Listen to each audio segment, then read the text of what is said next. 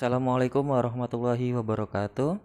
Selamat datang, selamat berjumpa kembali di kelas kimia.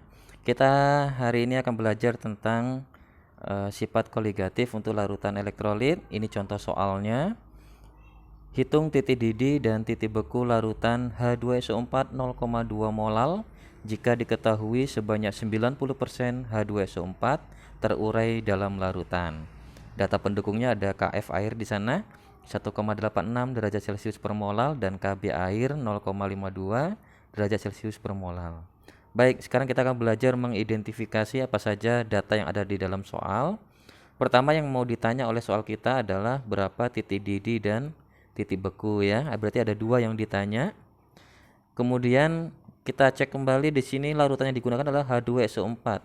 H2SO4 itu sendiri kita ketahui bersama nama lainnya adalah asam sulfat ya, asam sulfat. Berarti kita simpulkan dia tergolong larutan elektrolit karena dia asam ya. Asam itu tergolong elektrolit. Nah, perlu kita harus tahu dulu kira-kira dia elektrolit atau non supaya nanti rumus yang kita gunakan tepat. Kemudian ada data pendukung lain adalah molalnya sudah dikasih tahu 0,2 molal.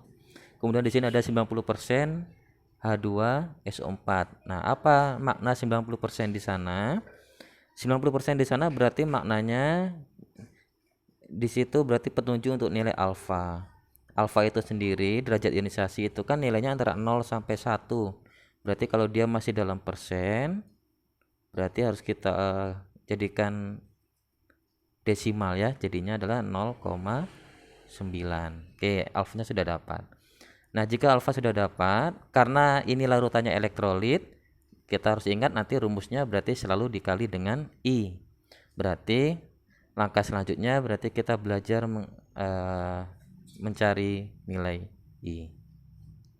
I itu sama dengan 1 ditambah N dikurang 1 dikali alfa. Berarti nilai I-nya 1 ditambah. Nah, N-nya berapa?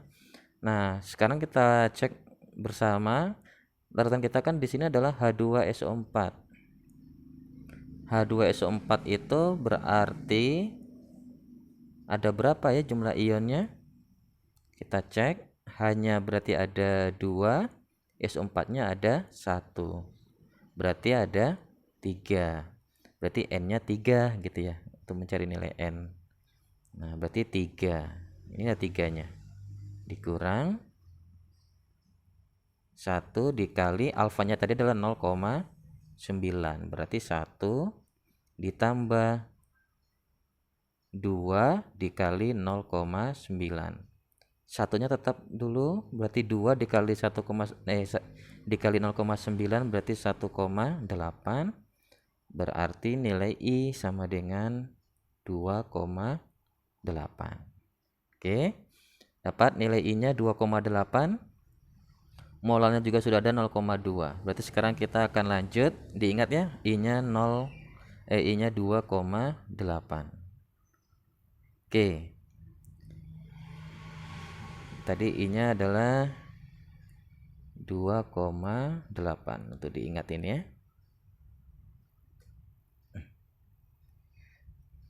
Berarti sekarang kita akan masuk ke jawaban kita. Yang pertama ditanya oleh soal kita adalah titik didih ya. Titik didih itu berarti lambangnya adalah TB.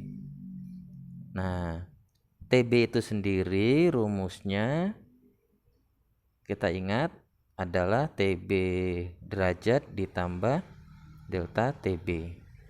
Nah, karena yang digunakan air, kita ketahui bersama TB derajatnya atau titik didih air itu kan berarti 100. Kita sudah tahu bersama. Berarti yang belum ada adalah delta TB. Jadi tugas kita sekarang adalah mencari nilai delta TB. Oke. Nah, apa rumus delta TB? Delta TB itu kan rumusnya M kali KB dikali I. Nah, ini diingat baik-baik, ada pengali I-nya karena dia elektrolit. Oke. Terus sekarang kita masukkan angka-angkanya. M-nya sudah ada 0,2, KB-nya sudah ada 0,52, I-nya juga sudah ada 2,8. Maka tinggal dicari berapa tuh ya? 0,2 dikali 0,52 dikali 2,8. Dapatlah 0,2912 ya, atau 0,29 derajat Celcius. Nah, jika sudah, tinggal kita masukkan ke dalam rumus TB. Berarti TB itu TB derajat tambah delta TB. Kita masukkan angkanya, berarti 100 ditambah 0,29. Berarti jawabannya adalah 100,29 derajat Celcius. Oke, seperti itu cara mencari titik didih kalau dia larutannya elektrolit. Hanya kita perlu menambahkan kali I. Cara mencari I tadi sudah ada ya. Lanjut kita berarti ke yang nomor 2. Berarti ini jawabannya. Kita lanjut ke yang nomor 2. Nomor 2 yang ditanya oleh soal kita adalah titik beku. Titik beku berarti lambangnya adalah TF. TF itu sendiri rumusnya adalah TF derajat dikurang delta TF. Oke, ini rumusnya.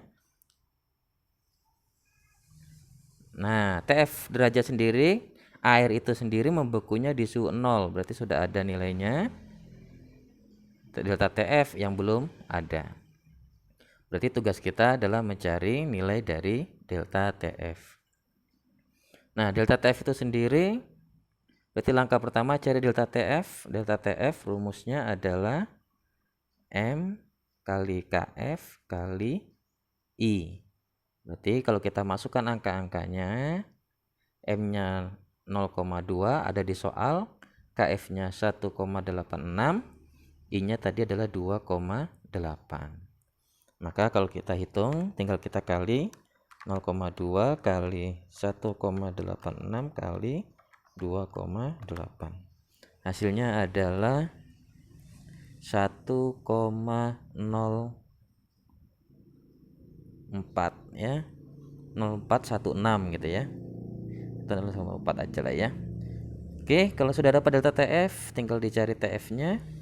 Berarti TF derajat dikurang delta TF. Berarti 0 dikurang 1,04. Duh, mana nih angkanya? 4. Berarti jawabannya adalah negatif 1,04 derajat Celcius. Oke, selesai. Hanya seperti itu. Bapak rasa cukup mudah. Asal yang larutan non elektrolit kemarin kita sudah tahu cara mencarinya, di elektrolit ini hanya tinggal penyempurnaan saja. Baik, itu contoh yang pertama. Lihat kembali nanti ada contoh kedua dengan variasi soal yang lain lagi ya. Silakan dicatat ke buku catatannya. Terima kasih. Assalamualaikum warahmatullahi wabarakatuh.